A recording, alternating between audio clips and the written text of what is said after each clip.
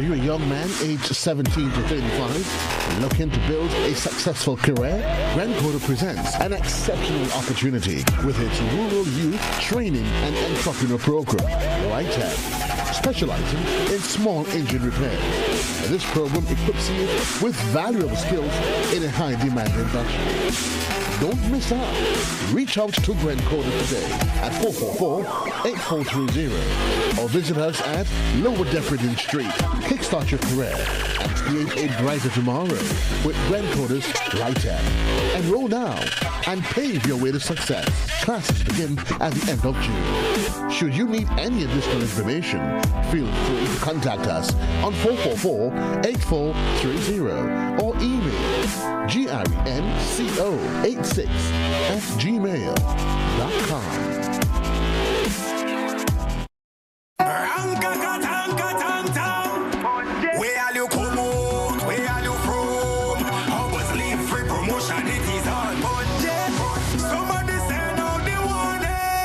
Spend $50 or more at any Hubbard's department or participating outlets for a chance to win free fuel, free drinks, free prizes, free property and vehicular insurance, free Hub TV and internet, free electricity, free coke, free water, free cooking gas, free paint supplies, free Dutch Lady milk, free passes to Sunshine promotion events for 2024, free groceries, all for one whole year. And every winner receives a free lunch package. But that's not all. Drive away in style in a brand new Isuzu D-Max. It sits, it doesn't guzzle. So fill out your entries and place them into the marked entry boxes. This promotion is brought to you in part by Dutch Lady, Danny, Promo, Supreme Bleach, Creative Chef, Grenlag, Floor, Salt Petroleum, Grenadian General Insurance Company Limited, Coca-Cola, Sunshine Promotion, Caribberies, Coop Bank, Sesame Spain, and Food Fear. Promotion runs from April 2nd to December 24. Terms and conditions apply.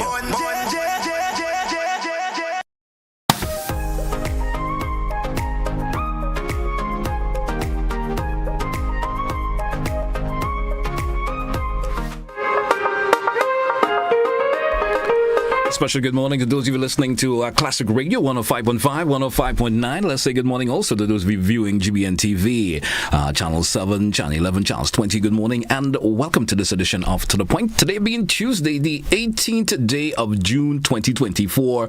And welcome once again to those of you who are viewing and of course listening via social media platforms, Facebook page, YouTube channels. Good morning. GBN's webpage. Good morning. It's Opposition Tuesday here on the program this morning, and representing the opposition New National Party this morning, we have the Honorable Kate Lewis Peters with us this morning. Let's go over to her and say good morning. Good morning to you, MP. How are you this morning? Good morning to you, GT. Good morning to all your viewers, your listeners on the various platforms. Good morning to the people of St. Andrew Northeast, of course. I must recognize them this morning. They are the reason why I'm in the Parliament of Grenada. And I must say this morning, a little bit under the weather, but I am good, and it's definitely a pleasure to be back here with you. All right, it's also a pleasure to have you on the program this morning. Let's kick our conversation off this morning, of course. Now, youth development has always been a pivotal role that you played being part in government. Youth development, you of course, you always champion for youth development. Tell us as it stands right now. With the reigning administration in a matter of days will of course will be having 2 years in government. When it comes to youth development, the issues that are relating to youth, how have you seen it grown? If there's you could say there's any grown, any development part of it, of course, thus far. What would you say in relation to that? Okay, first of all, let me say that my involvement in youth development span over 20-something years. As a teacher at St. Joseph's Convent, Grenville, and a senior young mind for over 17 years, plus my deep involvement with the students in the Junior Achievement Program, teaching them life skills, entrepreneurial skills for over a decade. Plus, getting into the ministry as the minister with responsibility for youth development. So I have always had a passion for youth development. And it is no surprise that every time I come here, I have to champion the cause for young people, because I understand that when there are opportunities for them to thrive, they will do well. I understand that we have a responsibility as policymakers to create an enabling environment for them to have a proper future. I understand the need of engaging young people. If we want to help them, we have to involve them. So as this current administration approaches their 2 years in office, I must indicate that they have not shown our young people, they have not shown our Grenadian population that they have any plan, any strategic plan as it relates to youth development in this country. And I'm saying this because we have seen very little or no investment opportunities in youth development. A matter of fact, many of the programs that were there by our administration, we have seen these programs either stop or they have totally gotten rid of them. And it shows that there is a lack of direction on their part when it comes to youth development and young people. Throughout the 2 years, we have seen changes from one minister to another minister, and we have not seen any real opportunities. Yes, we have seen some little routine things taking place, that's normal, but to effect change for youth, to create opportunities for sustainable opportunities along the path of youth development, we haven't seen that, GT. You speak of investment opportunities. When you speak of investment opportunities, what direction are you looking for in the present administration presenting for youth in terms of investment opportunities? Okay, so there are a variety of programs directly targeted to young people. Once we invest in these programs, once we get our young people directly involved where they are the direct beneficiaries, they will be on a sustainable path for their own future development and as a result, the future development of our country. So we speak about the programs that were there, the Empower program, the New Imani program, the Youth Bees that deals with young entrepreneurs program. We have not seen that. As a matter of fact, within the last 2 years, there have been a substantial cut in the budget for youth development. And there are facts to prove it. The budget document is there. I questioned it in Parliament. The minister at the time indicated that he didn't have any real reason. He said maybe they were making some changes. They were trying to use the National Training Agency to see how they can assist. But we have not seen any substantial investment in the young people of this country that we can speak about at this time. The present administration spoke about redevelopment of those programs that was of course instituted by the past administration, and we see the return of the Empower program and so forth. Speak about that and tell me, are you happy to hear of the return of the Empower? In our last conversation, you spoke a lot about in relations to the Empower program and so forth. Are you happy to see that it's been reinstituted, and what kind of feedback are you been getting, especially from young people within your constituency or in the nation as a whole, as you refer to the return of the Empower program as it is in the present state right now? I am very happy to hear of the return of the Empower program.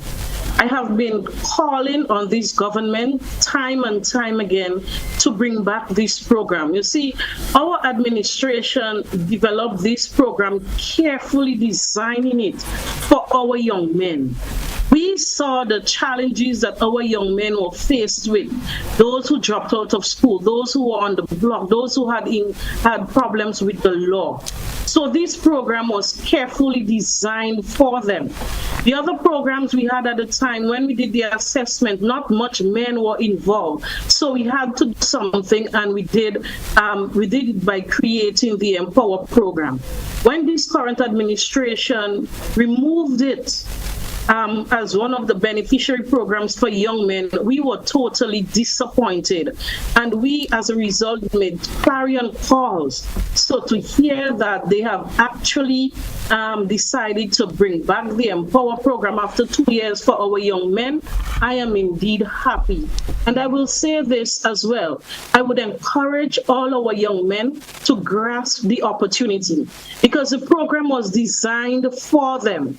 And what I want to say as well, the program was brought back wholesale. There were no changes, no tweaks, no adjustment. So this indicates two things: that it was a well-designed, well-executed program, that this administration can adopt it wholesale, or it means that they had no other plans, no other projects, no other strategic direction, so they had no choice. But I am happy because we've seen for the past year and so the increase in crime amongst our young men, gun violence, so the frustration young men face when they are not sufficiently engaged, when they have lost hope. I believe the return of the Empower program will curb some of the issues that our young men are faced with. So kudos to the administration for listening. Kudos for bringing back the Empower program. As I said, the program was brought back wholesale, just how we developed it, how we implemented it, from the man-to-man sessions to the core that deals with the creating opportunities for rewarding experiences, the CVQ and certificated programs, the entrepreneurial part of it, and finally the grant funding. I was paying attention and I noticed that they brought it back just as how we had it. So I am happy and I want to encourage our young men to take full advantage of it because at the end of the day, it is to their benefit. All right, because I did also ask in terms of the young people who are now going to be benefit from this program. What kind of conversation are you been receiving from them in terms of the program being returned and so forth? Have you ever had any discussion with young people in terms of it? No, and you just encourage them to be part of it. I've had discussions with some of those who have been involved in it before, and they were expressing their disappointment in the program being on hold for so long when they see some of the young men who could have been involved in it for the past 2 years didn't get that opportunity. But of course, they are happy to see it back because they understand how they benefited, and they are happy that other young men can receive that same benefit as well. As to those who have not yet benefited, I've been encouraging them, and they have indicated, yes, that they are willing to take the opportunities. I think registration for St. Andrews today, if I'm not mistaken, or maybe yesterday it was, but I have been encouraging them because I do understand that our young men too deserve to be invested in, and this is an opportunity for their development. All right. What other development packages would you like to see government offer? I mean, you may not be in the business of offering the government advice. You've been in the opposition. But what kind of development packages would you like to see government offer, especially for young people in Grenada as it stands now? So I would like to see some more sustainable opportunities. The New Imani program, though it had its challenges, I would always speak about it. It was a developmental program for young people. It was a sustainable program for them. Because when you look at the opportunities and the different stages of their development that they have benefited from, mind you, we had thousands of young people in that program. And we can boast about those who came in without any certificates. They may be dropped out of school, so they had no certificates to their name to add to their qualifications. At the end of their tenure in the program, they can speak about how many CVQs they had attained, how many CXC subjects they had attained. Some of them who came in with qualifications, of course, they got the opportunity to further their education. When you speak about furthering your education, this is a sustainable opportunity for any individual. To date, we still have people who are studying abroad because they got the opportunity through the New Imani program. So we're speaking about programs like these that engages our young people on a medium-term to a long-term nature, not just a one-day project, a 2 weeks project. This is not sustainable enough. So we need programs like these where our young people can be given the opportunity to grow They need a platform for their development. They need a platform to attain the qualifications and the development that they need so that they can thrive successfully in the future. And at the end of the day, it's only our country that will benefit. So I'm speaking about these programs that are medium-term to short-term in nature, not just a one-day workshop of how to write a CVQ or a 2 weeks or 3 months training of the youth parliament. These are routine things that are customary, and of course it's necessary, especially for unattached young people. But we need to have young people closely attached as we look forward to their development, as we invest in their development, and things like that I'm speaking about. The administration now criticized heavily some of our programs, and they came without any plan, and they got rid of it. Look at the youth bees today. Youth bees that deals with our young entrepreneurs, those who have ideas for starting a business, those who have been involved in business and they need training, they need financing. That was the purpose of youth bees. So these are the developmental programs that will create opportunities for young people on the long-term basis, sustainable opportunities. So I'm looking forward to this administration developing a program of that sort. They don't have to go and rename anything. Empower, they took it wholesale. No renaming, they're good. Okay, the new Imani, I've heard they're calling for re-registration. I'm looking to see what happens thereafter. Youth Bees, it's closed down. I haven't heard anything about it. Program for young entrepreneurs. But I'm looking forward to see what they're coming with. And I mean, after 24 months, you don't think, GT, that a program could have been developed within that time? So maybe it's on the horizon. I'm listening. I'm looking forward to a developmental program for young people. All right. MP, we drew for a break. We're going to take that break now. We come back. We still have much more to discuss. Stay with us, folks. It's To The Point here, Classic Radio, GBN TV. We'll be right back after the break. Stay with us. Are you...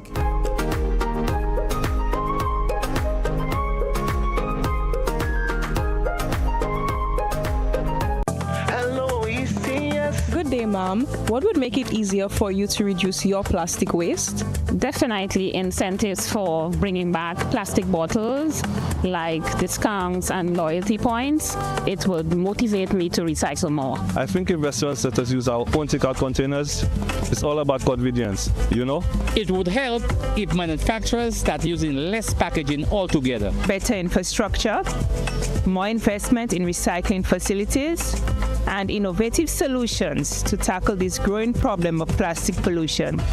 It's not just about individual action, it's about systemic change. With our population growing and plastic becoming more prevalent in packaging, we have to equip our waste management agencies to keep pace with change and handle the load. There you have it, folks, straight from the streets. People are willing to do the responsible thing if we create the conditions for them to do so.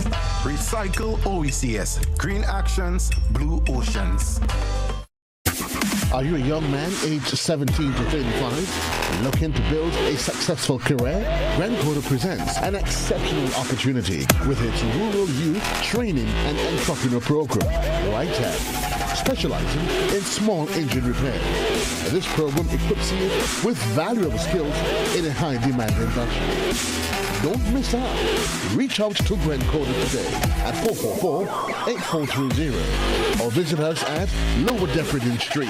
Kickstart your career and create a brighter tomorrow with Grenada's RITEC. Enroll now and pave your way to success. Classes begin at the end of June. Should you need any additional information, feel free to contact us on 444-8430 or email grenco86@gmail.com.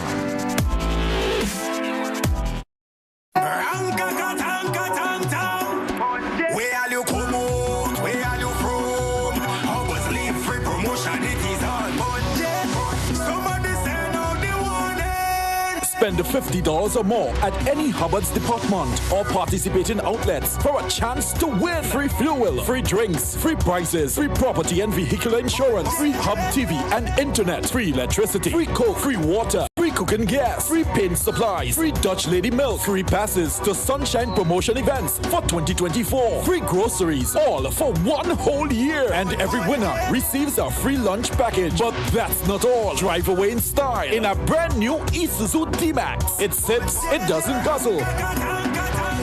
So fill out your entries and place them into the marked entry boxes. This promotion is brought to you in part by Dutch Lady, Danny, Promo, Supreme Bleach, Creative Chef, Grenada, Floor, Salt Petroleum, Grenadian General Insurance Company Limited, Coca-Cola, Sunshine Promotion, Caribouries, Coop Bag, Sesame Spain, and Food Fear. Promotion runs from April 2nd to December 24. Terms and conditions apply.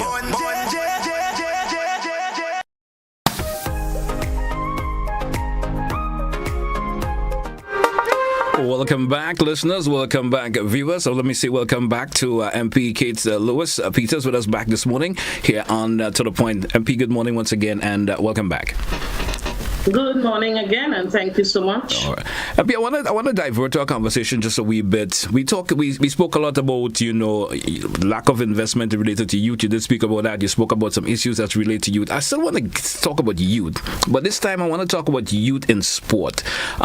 Your take. We had the recent cancellation of the Grenada Invitational. How do you see the cancellation of this particular event here in Grenada? How will it affect youth in sport in terms of how youth in sport moving forward? What's your take on that? Yes, GT, just like all of Grenada and those in the diaspora, I too was highly disappointed to learn of the cancellation of the games. You see, the positive impact that these games created over the years, we have to ensure that games like that are not cancelled.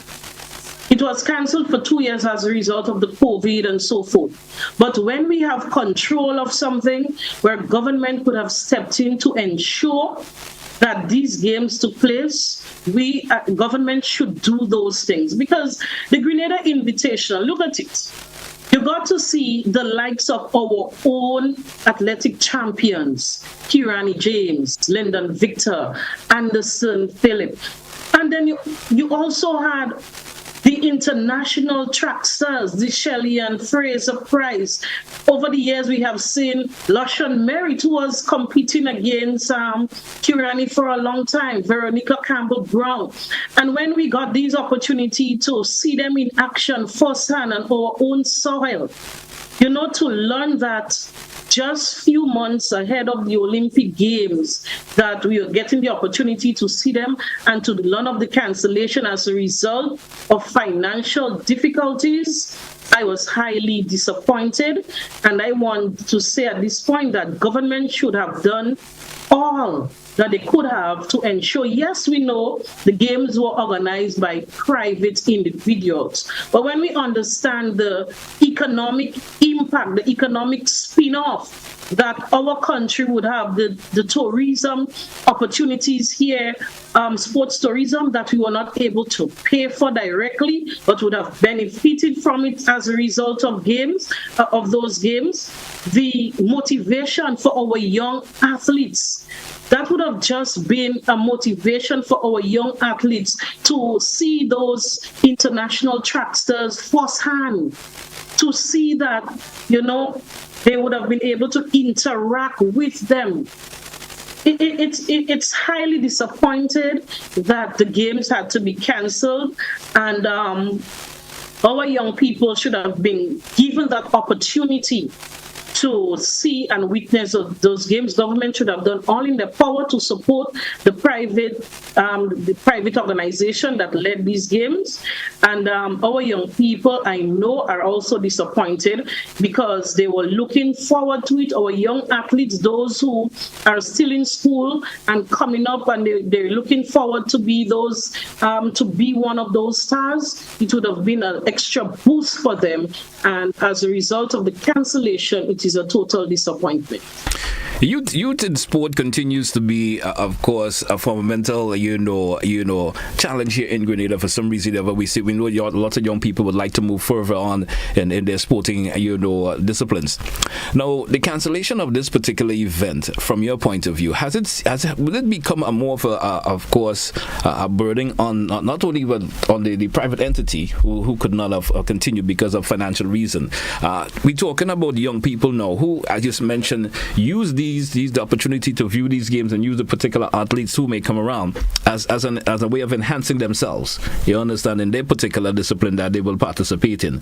Would you like to see the return of it for some reason or the other? Maybe it may not be from a private, but maybe government take up the mantle and decide, hey, let us do something of that nature, to continue to inspire young people to participate in sporting events. Your take on that? Well, definitely. We understand the benefits that these games had in the past for our young people as well as the country on a whole. Of course, it's a heavy investment, but when you look at the long-term benefits to that investment, it is very good. It would be very good if government can organize to undertake it. It may be a challenge, but to at least outsource something like this, to give young people the opportunity to just be on the same track with the international athletes, the Olympians, and so. Remember, those games also included our national athletes as well. They got the opportunity to participate, further developing their own skills. They would have been able to have conversations and discussions with them as to how they can improve their athletic ability. So these games are very important, and if it cannot come back in the way it was done, we encourage government to look at something similar to that nature. Yes, we can speak about, of course, well, they have the Carifta Games, and the Carifta Games just went, and so forth. But this is not enough for our athletes when we want to prepare them for the World Games or the World Junior Games or the Pan Am Games or games like, the Olympics that we look forward to every 4 years. We have to get our athletes to look big and to think big and to aspire for more. And this is what these games would have done. So the fact that the private entities are unable to bring it back for financial reasons, government should step in. This is our responsibility of government to our young people, our young athletes, those who are involved in sports. Give them every opportunity that we can to help them develop in those games. All right, great. I want to move to another bit of the conversation this morning. You mentioned in your opening statement this morning, you've been a teacher for at least 17 years or more. You mentioned, or even more. The Education Act that has just passed in Parliament. We heard the Minister of Education mention, this will be there'll be no adjustment to the syllabus and so forth, especially for students getting up to Form 5.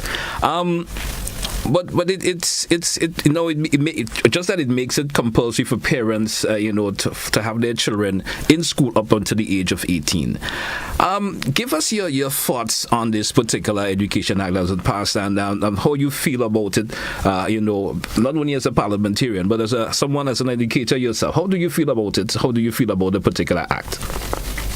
Yes, GT. I have been involved in the education system for over 17 years before I got into the political arena. And currently being in opposition, I am still involved in the education system because, of course, I do part-time teaching currently as well. So something like this that have serious impact on those involved, we flag not the act itself, but the procedure that was used. Number one, if you're going to bring an act to Parliament that have serious implications for those involved in the school system, the parents, the teachers, the students, no form of consultation whatsoever was held with these group of people. So we flag that because we understand that when something like that is going to have heavy impact on people, they should be made aware of it. They should be involved in the planning process. Furthermore, we look at it, so the act was brought, and there is no clear policy direction that is leading to the process of this act at this time.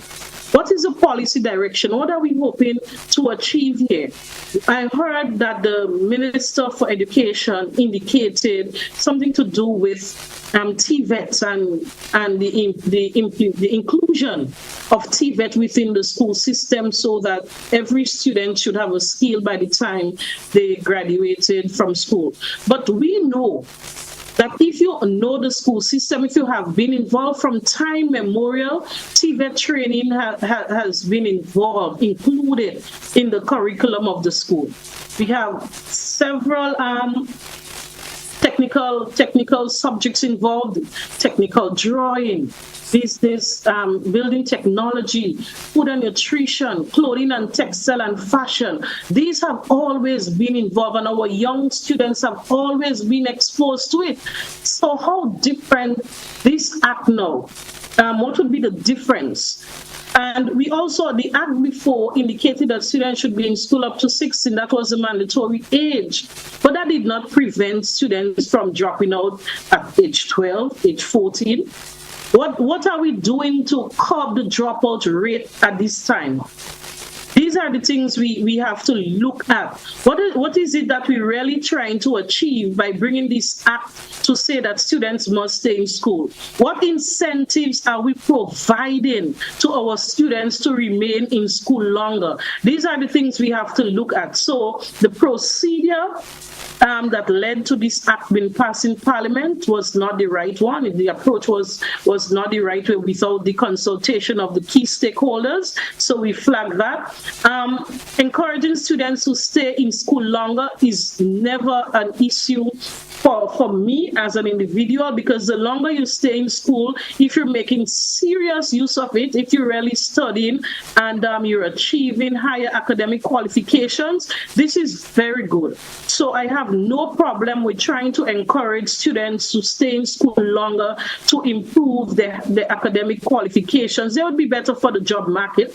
Of course, they'll be more qualified for the job market. They would be able to get jobs easier.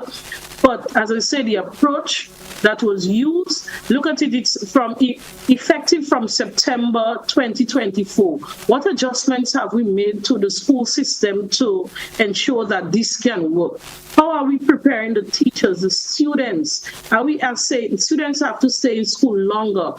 What resources are implemented within the system to ensure that this new law now does not fail? These are my concerns, GT. You speak a whole lot of procedure. Tell us about the procedure that somehow you don't call it, of course, ahead, or should I say, how could I say this to you?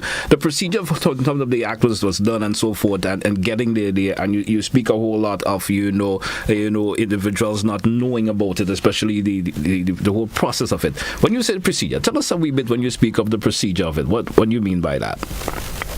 So the first thing that the government failed to do was to engage the key stakeholders in the process.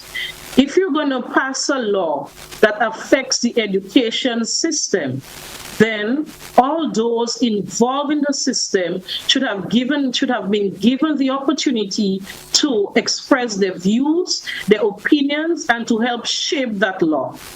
So there were no consultation with teachers, with students, with the parents who will be affected by this law.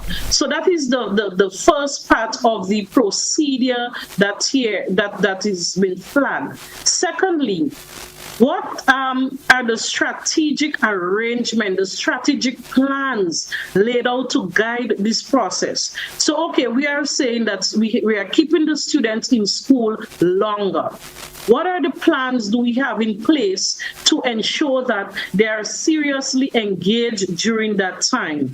What plans do we have in place to ensure that the purpose for doing it will be achieved? So let's say, for example, they would have achieved higher academic qualifications. What are we doing to ensure, or what are the plans that we can look at to see, well, okay, this is what will be achieved as a result of staying longer in school? There is nothing guiding this policy or this act at this time.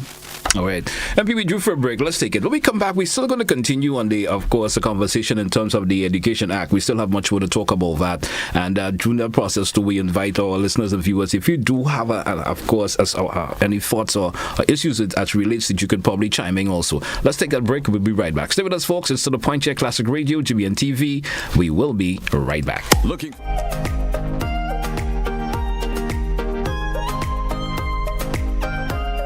This moment is all that I've been dreaming of. Well, focus. Cricket, lovely cricket, as we bring you ball by ball commentaries of the T20 World Cup.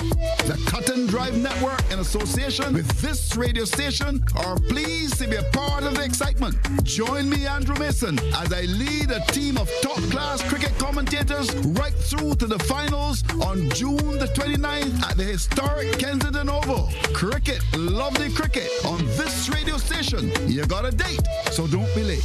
This moment is all that I've been dreaming of. Well, focus. Coming up, it's a summer of style as top designers and their creations hit the catwalk with a Caribbean twist. The World Cup has rolled into town with on-field excitement and beyond-the-boundary thrills in Trinidad and Tobago. Getting married? Honeymooning? Barbados is your top option for an eventful experience. It's Caribbean Passport, right here on this station. Ladies and gentlemen, the time has come for Grenada to laugh again. Heritage Theatre presents Spice Laugh Comedy Bash 2024, Saturday, June 22nd and Sunday, 23rd June at the Trade Center in Grandance, and on Sunday, 30th June at the Deluxe Cinema in Grenville. Showtime, 7 p.m. every time, featuring some of Grenada's best ambassadors of comedy. Robert White. I will line up behind the yellow for 9 elections straight. I changed all in time to lose the last election. Why? Because I'm always on the losing side. Dillion Walters. It's the McWayne I couldn't take. I don't tell Molly didn't know. Kareem Alexis and other outstanding comedic performances, all coming to knock you off your seats with laughter. Get your tickets now. Bring out the entire family. Tickets are $60. It's time for Spice Laugh Comedy Bash 2024. The place go flood with laughter.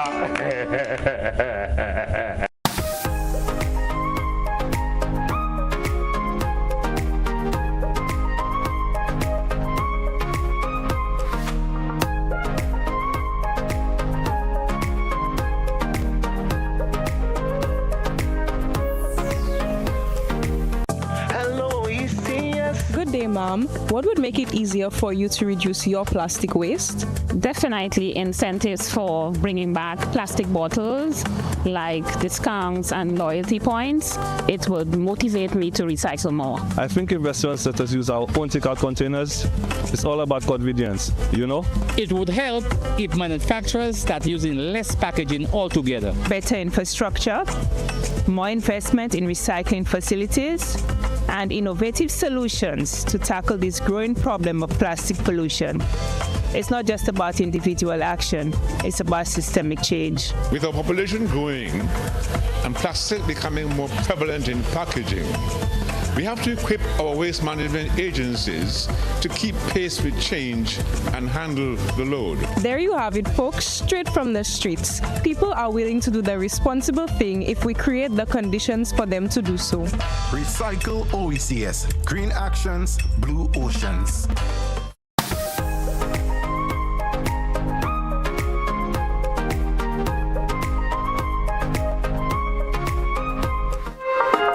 Welcome back, listeners. Welcome back, viewers. It's To The Point here, Classic Radio, GBN TV. Welcome back to this edition of To The Point. Here with me this morning, we have for you MP, of course, Kate Lewis Peters with us this morning, representing the opposition. MP, good morning once again, and welcome back. Thank you so much. All right. I wanted to continue on the Education Act for a wee bit, because a question has come to mind. The effects of the Act, especially when it comes to relation to parents. Plans from the Ministry of Education reserved for youngsters when they get to that age to make that particular transition. What's your take on that? That transition from the age of 18, stay to school at the age of 18. You said you didn't have a problem, they're remaining in school up to the age of 18. But the transition stages and so forth. What's your take in that from thinking about how the plans that the ministry may have for youngsters when they get to that stage. And I think we may have lost the MP there for some reason or other. I'm seeing a bit of a pause there. I'm not sure what has happened. Let's hope we can get that resolved. And in the interim, let's try to get of course, take a short break and see if we can have that problem resolved, so we could get hopefully get the MP reconnected, and we'll be right back. Stay with us, folks. My apology for that. Let's take a short break once again. We're coming right back.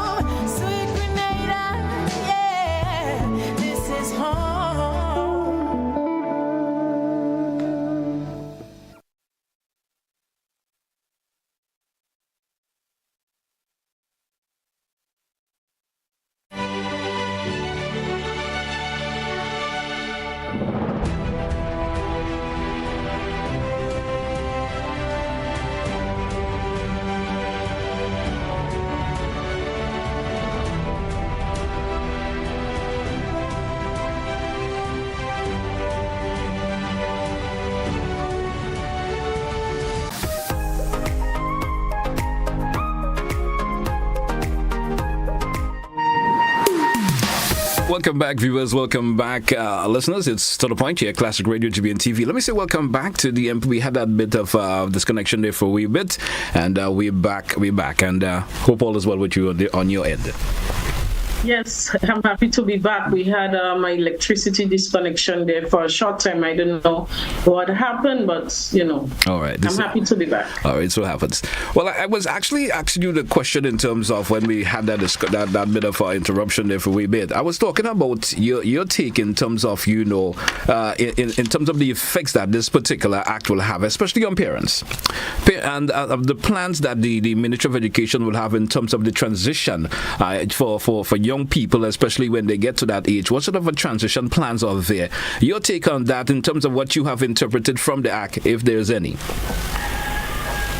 Well, of course, it would affect all the stakeholders, including the parents. And in the case of the parents, they have to keep the children in school longer, maybe 1 year or 2 years longer. It means they have to find additional resources to send the children to school to maintain them, and also for supervision of the children. So it is not easy, and that is why I said, if there is a situation where you're going to pass a law that affects parents in that way, they should have been consulted. It should have been done in partnership with the parents to see what role the parents have to play as a result of keeping the children in school longer.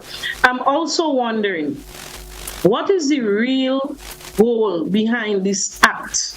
Is it a case now where government cannot, they do not have any sustainable youth programs for the young people, so when they are finished with school, they can get involved in a program to help them further develop themselves?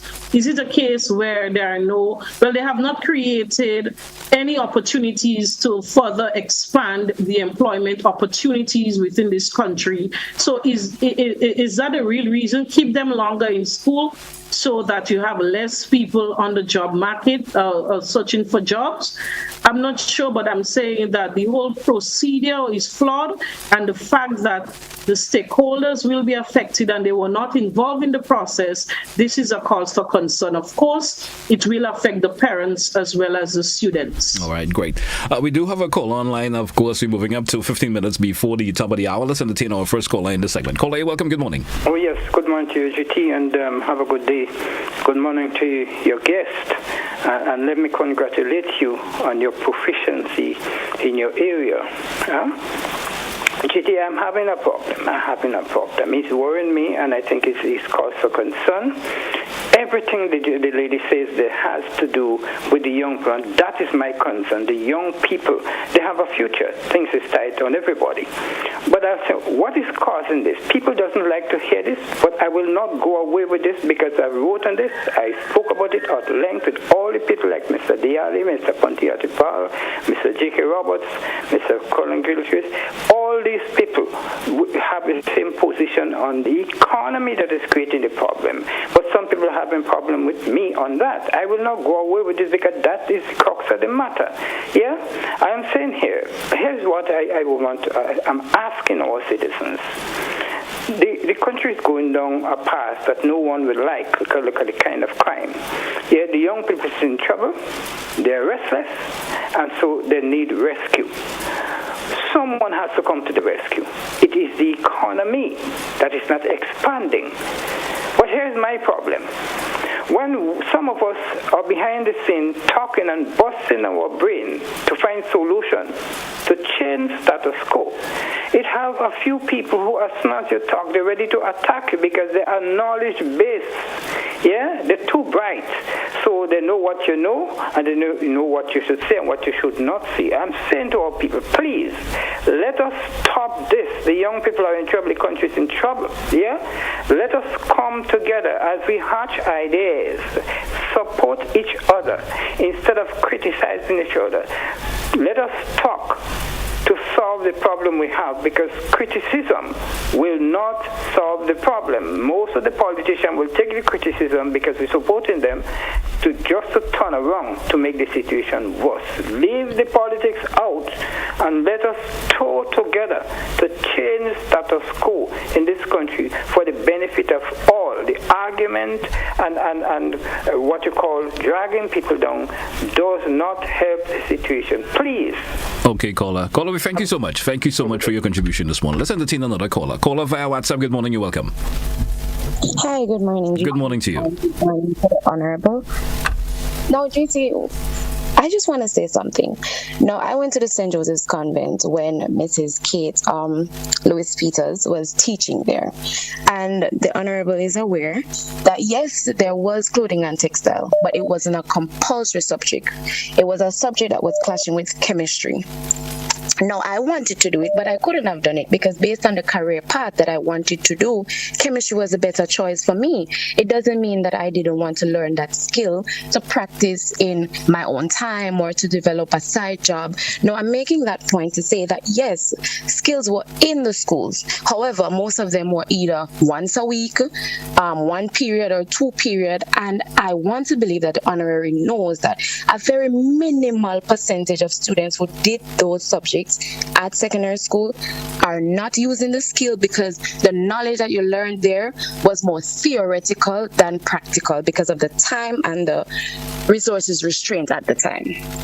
I am also aware, and I want to believe that honorary is aware, that I went to the Holy Cross RC School in Munich, St. Andrews, and at the time there was a clothing and textile teacher, there was a woodwork teacher. Now that program was squashed and the teachers was sent into the secondary school and there wasn't that program there anymore. Saying that to say that a lot of the questions that the honorary is asking, those questions were answered in the debate, however, and they were also answered on programs that the Minister of Education, the Prime Minister would have answered in many other talk shows. So sometimes I really want to ask the question, is the honorary asking these questions because she doesn't know the answer, or is she asking because she just wants to be political? For example, she said that, what is the plan?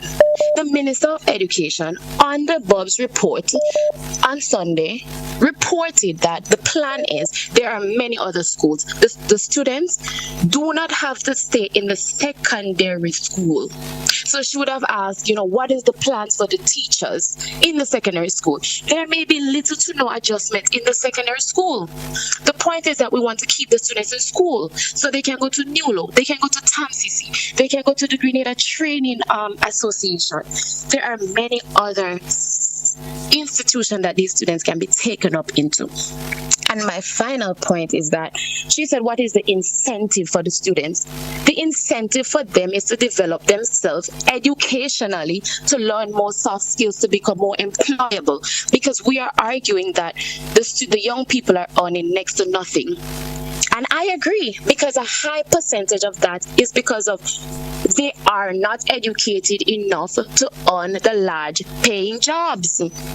And our industry is small because a lot of us would have studied the same thing. So, okay, you learn a skill, but then what do you do with it now? So instead of us keep trying to tell young people, the government isn't doing anything for you, this that the government is saying is trying to hold you down, why aren't we empowering the young people? Why aren't we saying, guys, hey, listen, this is a new plan. You may not like it, but here's what. It's for your benefit. You go out and you learn a skill and be the best that you can be for yourself in the future. That's just my contribution. Thank you, caller. Thank you so much. Any response to the caller, MP, in terms of the contribution the caller did make? Yes, the caller said a lot there. So it was difficult to take in everything. And she has been giving her experience of her involvement being at SJC Grenville. To say that the subject, the technical subjects there were more theoretical rather than practical, number one, that is not true, because there is a theoretical component, there is a practical component. The caller is not also aware that many schools, for example, the Boca Secondary, the Wester Hall, they have TVETs as part of their core curriculum activities. So it is not something that is not there now, and it is not fully developed, so that they're coming with it now to develop it. She also indicated that the students don't have to remain in secondary school. They could go to TAMCC, they could go to NULO or NTA. These things are not new. Students have been going, students have been attending all these technical institutions from time memorial. What is different now? That is the question. What is different now? And of course, attaining higher education does not guarantee higher paying jobs in Grenada, where you have a job market that is highly saturated, and nothing is being done by this current administration to expand the job market because there are little or no economic activities taking place at this time. Furthermore, because you listen some of the programs to get the answers does not mean that everyone has to do the same thing.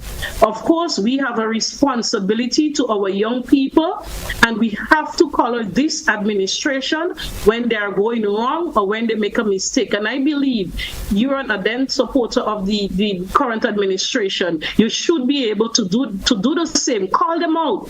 Where was the consultation with parents and teachers and students? Don't you think that they should have been involved in this important decision that affected them so much?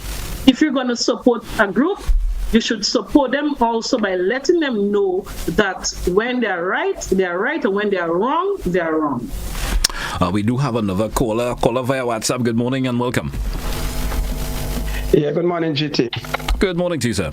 I think I've been listening to you, and it seems like every time you call me, you like to bash government, even in Parliament, and sometimes to me like you don't know what you're talking about. But then something I want to say to you, you say you advocate for youth. Why you never advocate for a library? You understand? This is where it started. And during the revolution, there was thing in place for kids, for youth, a matter of fact. We had the NYO, we had the Marybo Training Agriculture School. Also, we had Central Guard. I'm just going to name a few for you, where people could go and learn mechanics, youth something when they leave school and all these things. Okay, my second question to you. You've been a frequent guest on the Shell and Scott program, okay? I know you was given a phone by government, okay? Could you explain to Grenada the protocol when you get the phone, be like,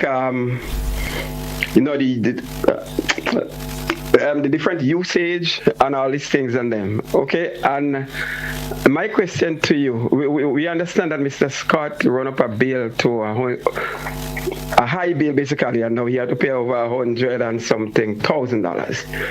Do you think that somebody who is not in government but working for a political party should run up such a bill? And do you think that it is right that government should force him to pay that bill? And my last question to you, I want to know what is the statistics of violence in your constituency, because you always talk about youth and then what you're doing for youth. And then my last question, basically, I want to know for 40 years, you guys will be celebrating 40 years of the new national party. Name one thing. I don't want to hear so many things that they do so many things. Give me one thing that you know that the new national party did that make a mark in Grenadian mind that Grenadian could never ever forget. You know Maurice Bishop, the airport. You know Gary did a lot of things. So you tell me one thing, only one I want from you. And I don't want to hear about the Shell and Scott issue, about it's something that is a court matter, because it's not in court again. We don't want to hear the excuse. Anyway, caller, I think. Thank you so much. Thanks. Let's hear a response from you, MP. The caller is demanding a lot from me this morning. I will start with the last question, and GT may have to remind me of the first question. So as we celebrate 40 years as a party, I am happy to mention some of the outstanding, notable achievements of our administration in government, and I wouldn't just name one. I would name a few. When you speak about the rural electrification, that today so many things can happen as a result, this is something we should be proud of. We can also speak about the Kirani James Athletic Stadium, giving young people opportunities to harness their talent. We can boast about the cruise ship terminal, the bus terminal. All these are notable achievements that creating sustainable opportunities for our people today. How can we forget the ministerial complex that you can go into one building now and get all your services? Do you remember how it was in the past? I can also boast about young people given the opportunity to receive numerous scholarships that today we can have many qualified individuals in our country and that they can travel. So we have done a lot. As we celebrate 40 years, we are proud, led by our political leader, Dr. the Right Honorable Keith Mitchell. We have achieved a lot for this country. And it's only those who want to play blind to it or bias that they will not acknowledge it. So this is the first thing. As it relates to the Sheldon Scott matter, I would say this. There are few players involved here that should take accountability for this situation. Of course, Mr. Scott did accept his responsibility as a result of that situation, so there is no question about that again. Secondly, when these contracts are done, they are done with a time limit. So the public officers who are responsible for managing and for paying these should have become aware earlier to notice something was wrong there. And of course, the service provider, if you have a limit on something, and once that you have crossed that limit, there should be a cutoff. So I would say there are a few players who should take accountability for this situation. Mr. Scott has already accepted his role and he will do what has to be done. The other questions in terms of youth development, I will continue to advocate for young people. I will continue to call on this administration to invest more into the development of our young people, whether you like it or not, caller. All right. Let's take our final caller and we come with some closing contributions. Caller, you're welcome. Good morning. Hello, good morning. GT and Kit. Good morning to you. Yeah, let us thank the NMP government for what they have done for the past 40 years. And it's another person's time now. Thank you for what you guys have done. And let somebody else rule. The caller before spoke a book. When you talk about the technical education in schools, yes, they did clothing and textile in school. But theory is 40 minutes. If you're lucky, you might get 80 minutes, a double period, 80 minutes. There is not much the children can done in 80 minutes per week. I've been a teacher of skills for 39 years. And when I was retiring, my supervisor came to me and asked me to remain on a month-to-month basis. I didn't entertain that talk because after 39 years in the business, I didn't want to stay a day longer. I just simply move off. And even though as I'm home, they are still asking me to come back and work. No way. I'm tired. So what the caller before said, the young lady, that they had it in the primary school, and in the primary school they had a nice program going on there, but the NMP disbanded it.